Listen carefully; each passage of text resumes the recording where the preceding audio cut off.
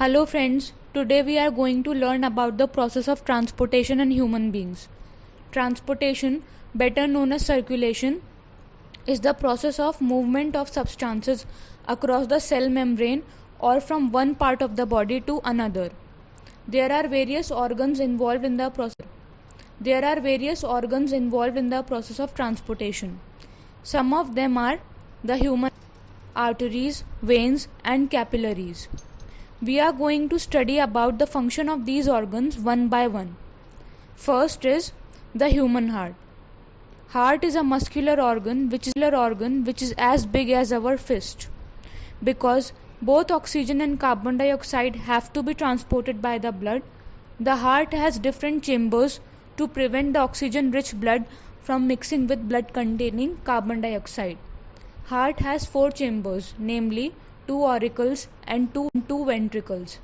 The carbon dioxide rich blood has to reach the lungs for the carbon dioxide to be removed, and the oxygenated blood from the lungs has to be brought back to the heart, from where it is transported to all parts of the body.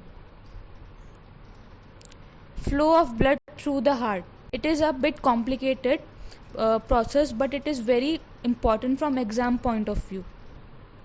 Oxygen rich blood from the lungs comes to the thin walled upper chamber of the human heart on the left, which is called the left atrium.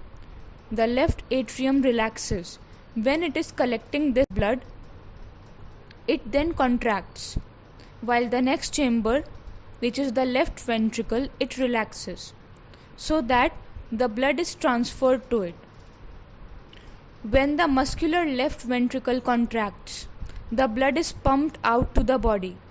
Deoxygenated blood comes from the body to the upper chamber on the right, namely the right atrium, as it relaxes. As the right atrium contracts, the corresponding lower chamber, which is the right ventricle, it dilates.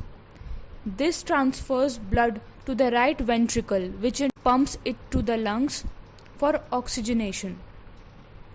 There is a very special mechanism through which blood gets transported in human beings. It is known as double circulation. Double circulation because the blood goes through the heart twice during each cycle. That is, the blood passes through the human heart 2 times to supply once to the whole body. Hence, it is called double circulation of blood. Double circulation of blood includes systematic circulation and pulmonary circulation. Systematic circulation. It supplies oxygenated blood from left auricle to left ventricle, thereby pumping it to various parts of the body. The deoxygenated blood is collected from the various body organs by the veins to pour into vena cava and finally into the right atrium or the right auricle.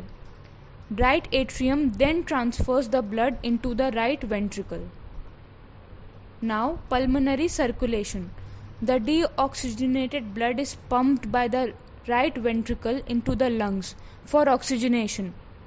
The oxygenated blood is brought back to the left atrium or left auricle of the human heart.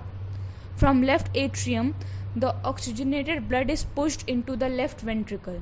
The left ventricle pumps oxygenated blood into aorta for systematic circulation. It is necessary in human beings to separate oxygenated and deoxygenated blood because this makes their circulatory system more efficient and it helps in maintaining constant body temperature. Now we are going to study in detail about arteries, veins and capillaries. Arteries. Arteries are the vessels which carry blood away from the heart to various parts of the body. Since the blood emerges from the heart under high pressure, the arteries have thick elastic walls. Veins collect the blood from and bring it back to the heart. They do not need thick walls because the blood is no longer under pressure. Instead, they have valves that ensure that the blood flows in one direction only.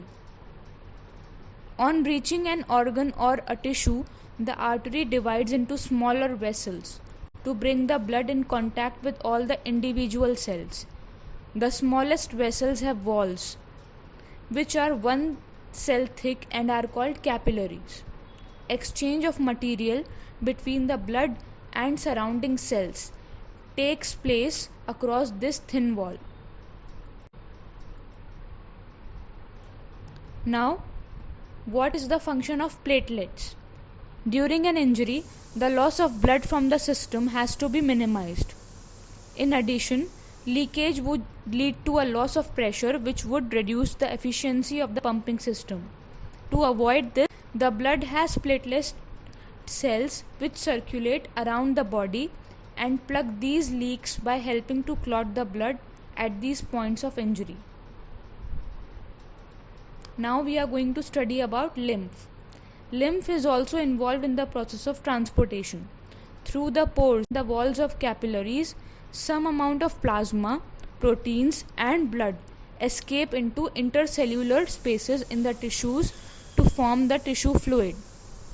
Plasma is a colorless substance and it contains less proteins. It carries digested and absorbed fat from intestine and drains excess fluid from extracellular space back into the blood. So that's all